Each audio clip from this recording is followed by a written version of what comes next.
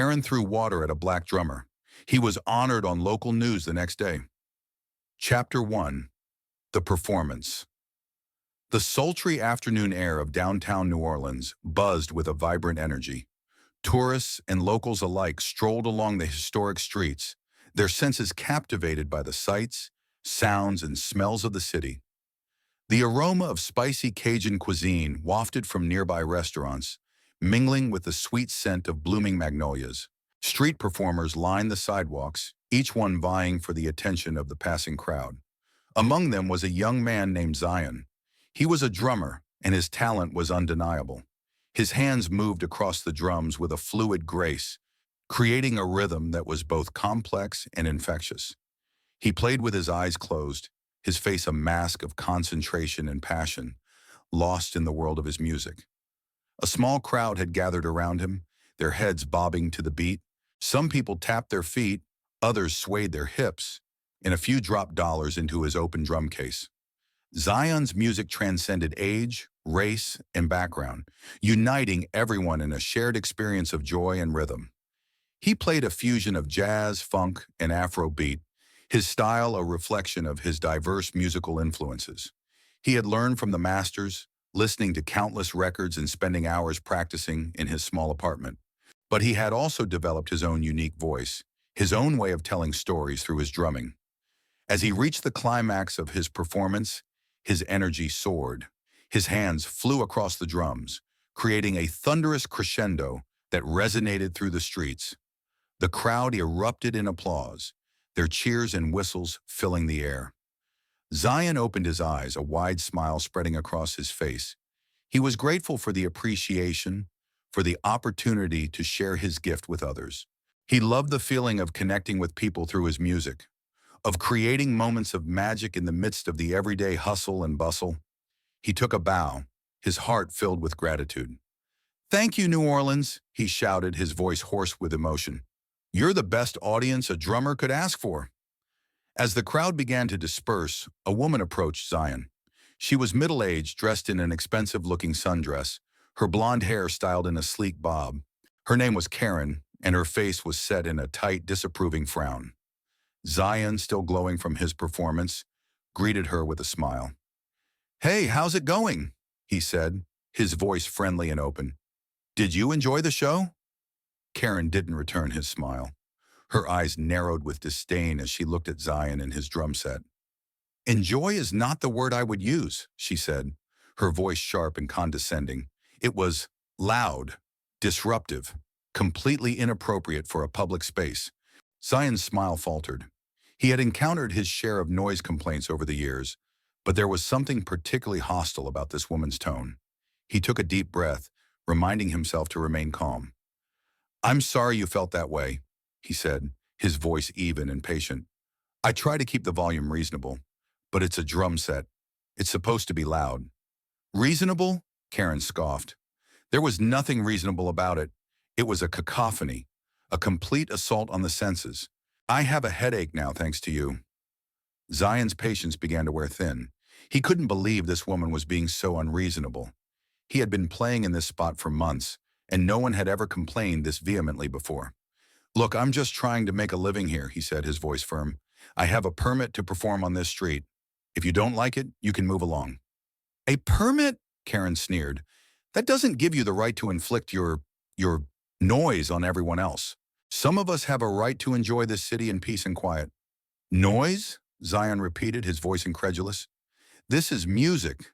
This is my art. I'm sharing my gift with people, and most people appreciate it." "Gift?" Karen's laugh was sharp and brittle. "You have a very strange definition of gift. It's more like a curse on anyone who has to listen to it." Zion's anger began to simmer beneath the surface. He had endured enough. This woman's arrogance and disrespect were not only offensive, but also deeply hurtful. He stepped closer to Karen, his voice low and dangerous. "Listen, lady," he said, his eyes blazing with fury. "I don't know who you think you are, but you have no right to talk to me like that. I'm not doing anything wrong. I'm just playing my music, and I will not apologize for it." "Oh, I think you should apologize," Karen retorted, her face contorted with rage. "You should apologize for disturbing the peace, for assaulting our ears, and for thinking that anyone wants to listen to your primitive banging." The word hung in the air, a final, definitive insult. Something inside Zion snapped. He reached for his water bottle, intending to take a sip to calm himself down. But before he could bring it to his lips, Karen snatched it from his hand. Chapter 2. The Incident. Zion stared in disbelief as Karen snatched his water bottle. He couldn't believe her audacity. She had not only insulted his music, but had now physically taken his property. "Hey, what do you think you're doing?" he demanded, his voice rising with anger. "Give me back my water." Karen ignored him. She held the water bottle in her hand, her face a mask of disgust. "I'm going to put an end to this. This noise pollution," she declared, her voice trembling with rage. Before Zion could react, Karen opened the water bottle and threw the entire contents at him. The cold water splashed over Zion, soaking him from head to toe. His clothes clung to his body, and water dripped from his hair and face. The crowd that had gathered to watch Zion's performance gasped in shock. Some people cried out in protest, while others stared in stunned silence. No one could believe that this woman had just thrown water on a street performer. Zion stood frozen for a moment, the cold water shocking him into silence. He blinked, trying to clear his eyes, his mind reeling from the unexpected assault. He felt a mixture of humiliation, anger, and disbelief. "What the hell is wrong with you?" he shouted, his voice hoarse with rage. "Are you crazy? What did you do that for?" Karen didn't answer. She just stood there, her chest heaving, her eyes filled with a mixture of triumph and disgust. She seemed to believe that she had somehow won, that she had silenced the noise that had offended her delicate sensibilities. A young woman in the crowd stepped forward, her face flushed with anger. "That was completely uncalled for," she exclaimed, her voice trembling with indignation. "How dare you do that to him? He was just playing music." "He was disturbing the peace," Karen retorted, her voice defiant. "I have a right to enjoy this city without being subjected to that racket." "Racket?" the young woman scoffed. "That was beautiful music. You're the one who's disturbing the peace, harassing a street performer who was just trying to make a living." Several other people in the crowd voiced their agreement, their anger directed at Karen. They couldn't believe her entitlement, her complete disregard for basic human decency. "You should be ashamed of yourself," one man shouted. "You owe him an apology." "Yeah, and you should pay for his dry cleaning," another woman added sarcastically. Karen, however, remained unrepentant. She crossed her arms defiantly, her expression hardening. "I did nothing wrong," she insisted. "I was simply expressing my right to peace and quiet. And if he doesn't like it, he can go play somewhere else." Zion, who had been trying to regain his composure, stepped forward, his eyes blazing with fury. "You know what, lady?" he said, his voice low and dangerous. "I'm not going anywhere. I have a right to be here just as much as you do, and I will not be silenced by your ignorance and your prejudice." He reached for his phone, his hands shaking with anger. "I'm going to call the police," he declared. "You can't go around assaulting people and expect to get away with it." Karen scoffed. "Call the police? Go right ahead. They'll take my side. I'm a respectable member of this community. You're just a street performer." "Oh, I think they'll be interested in seeing the video," a man in the crowd said, holding up his phone. "I recorded the whole thing."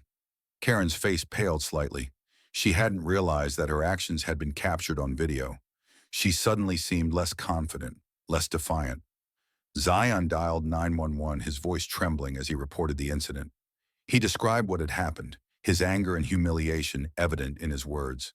The 911 operator assured him that officers would be dispatched to the scene immediately. While they waited for the police to arrive, the crowd continued to berate Karen, their anger growing with each passing minute. They called her names, they accused her of racism, and they demanded that she apologize to Zion. Karen, for the first time, seemed to realize the gravity of her situation. She looked around at the hostile faces, her bravado crumbling. She started to back away, her eyes darting nervously.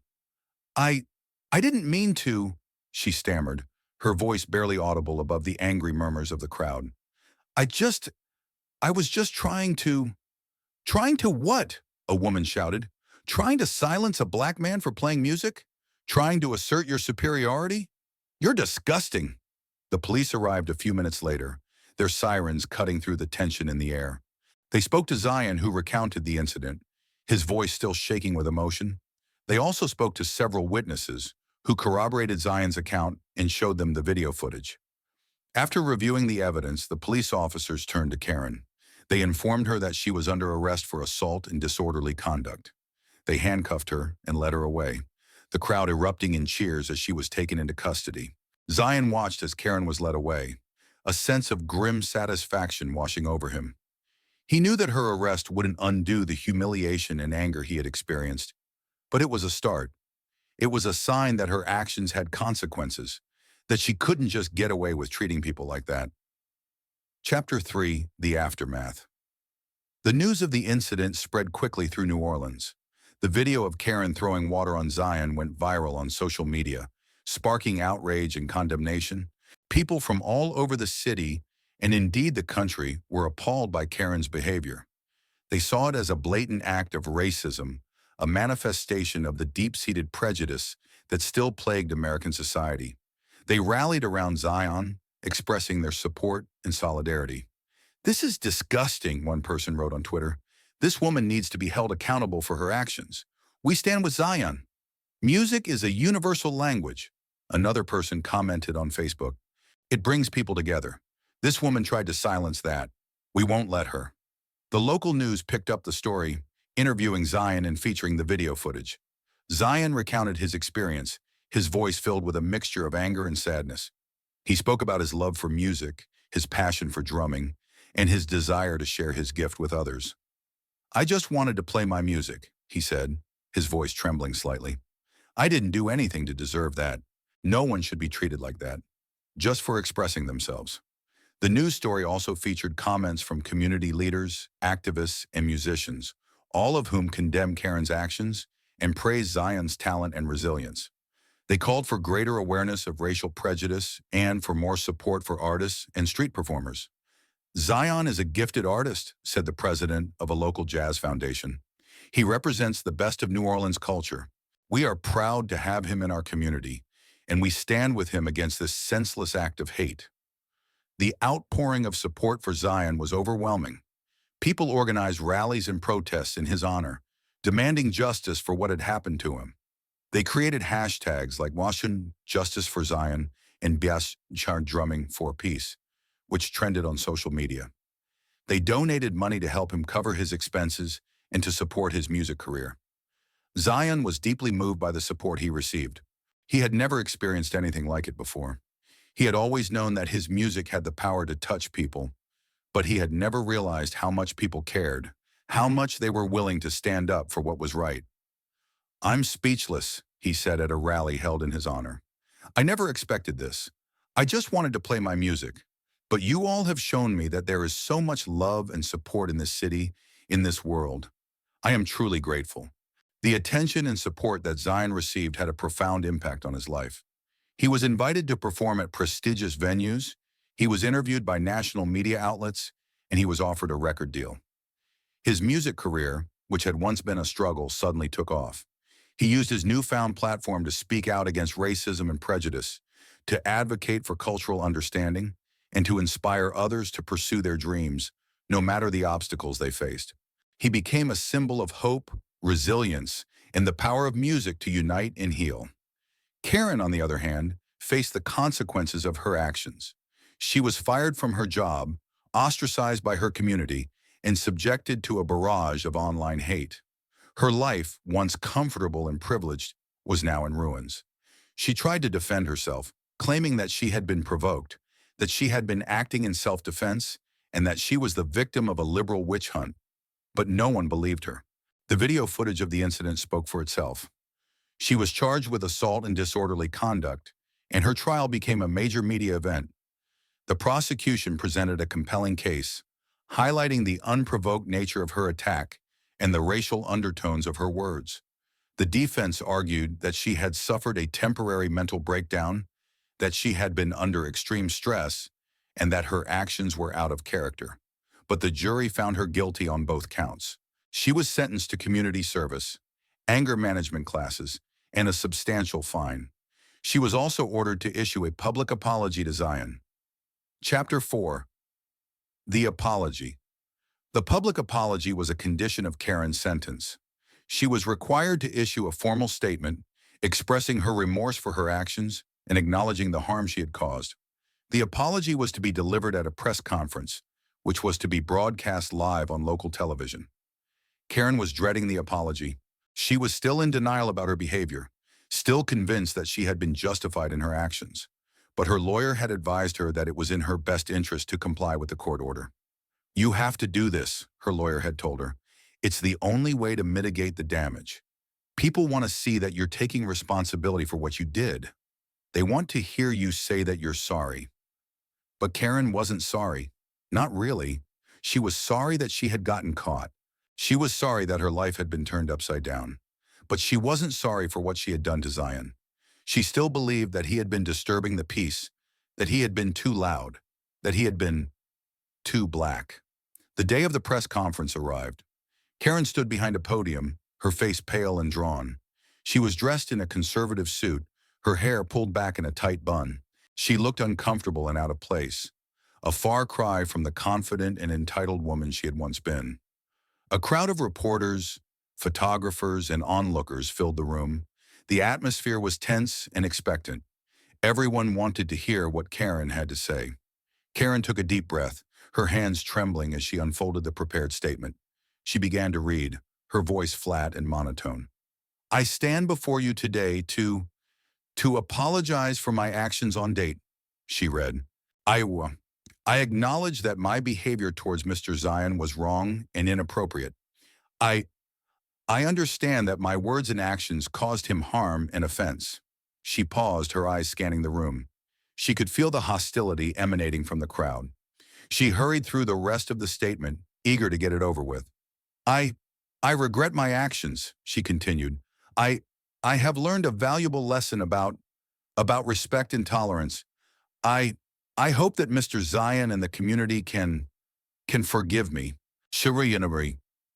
When she finished reading, she looked up, her eyes darting around the room. She expected to see some sign of acceptance, some indication that her apology had been accepted. But the room remained silent, the faces of the people in front of her impassive and unmoved. A reporter raised his hand. "Miss Karen's last name?" he asked, his voice sharp and accusatory. "Do you really mean what you said? Or are you just reading a statement that your lawyer told you to read?" Karen hesitated. She could feel the spotlight on her, the weight of everyone's gaze.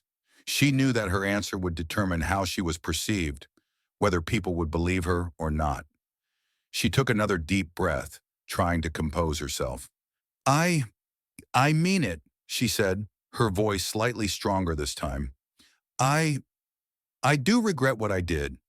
I was wrong." "But why did you do it?" another reporter asked. "What was going through your mind when you threw that water on Mr. Zion?" Karen faltered. She knew that this was the crucial question, the one that would reveal the true extent of her remorse. She struggled to find the right words, to explain her actions without sounding defensive or insincere. I don't know," she said finally, her voice barely a whisper. I was angry. I felt like he was being too loud, too disruptive. I wasn't thinking clearly." "Were you being racist?" a reporter asked bluntly. Karen recoiled, her face flushing with indignation. "No, of course not. I'm not a racist. I have black friends. I just..." She trailed off, realizing how hollow her words sounded. She knew that having black friends didn't absolve her of racism. She knew that her actions had spoken louder than her words. The reporters continued to press her, their questions probing and relentless. They asked her about her upbringing, her beliefs, her attitudes towards race and culture. They forced her to confront the uncomfortable truth about herself. Karen, under the intense scrutiny, began to break down. She sobbed, she stammered, she contradicted herself. She revealed the depth of her ignorance, her prejudice, and her self-deception. The press conference was a disaster. Karen's apology was seen as insincere, her attempts to explain herself as pathetic and unconvincing. She only succeeded in further damaging her reputation and alienating herself from the community. Chapter 5. The redemption time passed. Zion's career continued to soar. He released a critically acclaimed album, he toured the world, and he became a celebrated figure in the music industry. He used his platform to promote his message of unity and understanding, inspiring millions with his talent and his charisma. He never forgot what Karen had done to him, but he also never let it define him. He chose to focus on the positive, on the outpouring of support he had received, on the opportunities that had come his way. He turned his pain into power, his anger into art. Karen's life, meanwhile, remained in shambles. She struggled to find a job, she lost her home, and she became a social outcast. She was haunted by her past actions, by the memory of the press conference, by the realization of how much she had lost. She eventually moved away from New Orleans, seeking a fresh start in a new city. She enrolled in a diversity training program, hoping to confront her prejudices and to learn to be a better person. She volunteered at a local community center, working with people from different backgrounds and cultures. Slowly, gradually, Karen began to change. She became more open-minded, more empathetic, more compassionate. She started to see the world through a different lens, one that was not clouded by ignorance and hate. Years later, Zion returned to New Orleans for a concert. He was headlining a major music festival, and the city was buzzing with excitement. As he walked through the streets, he was greeted by cheering fans, his music echoing from every corner. One day, as he was leaving a rehearsal, he saw a familiar face in the crowd. It was Karen. She looked different. She was older, her face etched with lines of regret and humility. But her eyes, once filled with arrogance and disdain, now held a glimmer of sincerity. Zion hesitated for a moment. He wasn't sure if he wanted to talk to her. He had forgiven her long ago, but he had never forgotten the pain she had caused him. But something inside him told him that he had to. He owed it to himself, to her, and to the journey they had both taken. He approached her, his expression cautious. "Karen," he said, his voice slightly hesitant. Karen looked up, her eyes widening in surprise. "Zion?" she whispered. "Is that really you?" Zion nodded. "Yeah, it's me." They stood in silence for a moment, both unsure of what to say. Then Karen spoke, her voice trembling slightly. I saw you perform last night," she said. "You were amazing. Your music, it was beautiful. It touched my soul." Zion smiled, a genuine smile this time. "Thank you," he said. "That means a lot to me." I wanted to apologize," Karen continued, her voice choked with emotion. "I know it's been a long time, but I never properly apologized for what I did to you. I was so wrong. I was so hateful. I treated you like you were less than human. And I am so, so sorry." Tears streamed down her face as she spoke, her body shaking with remorse. Zion listened patiently, his heart filled with a mixture of sadness and compassion. He could see the sincerity in her eyes, the genuineness of her regret. "I know that my apology can't undo the harm I caused," Karen said, her voice barely a whisper. "But I hope that someday you can believe that I have changed, that I am not the same person I was back then." Zion looked at Karen, his expression softening. He could see that she was telling the truth. She had changed. She had learned from her mistakes, and she was truly sorry. He took a deep breath, his heart filled with forgiveness. "I believe you, Karen," he said gently. "I believe that people can change, and I forgive you." Karen looked up, her eyes filled with gratitude and relief. "Thank you, Zion," she said, her voice filled with emotion. "Thank you for your forgiveness. It means the world to me." They talked for a while, sharing their stories, their experiences, their journeys. They discovered that they had both been transformed by the events of the past. Zion had used his experience to spread a message of hope and unity. Karen had used hers to learn about tolerance and compassion. As they parted ways, they embraced, a gesture of reconciliation, a symbol of healing. It wasn't the end of the story, but it was a new beginning. It was a testament to the power of forgiveness, the resilience of the human spirit, and the ability of music to bridge divides and bring people together.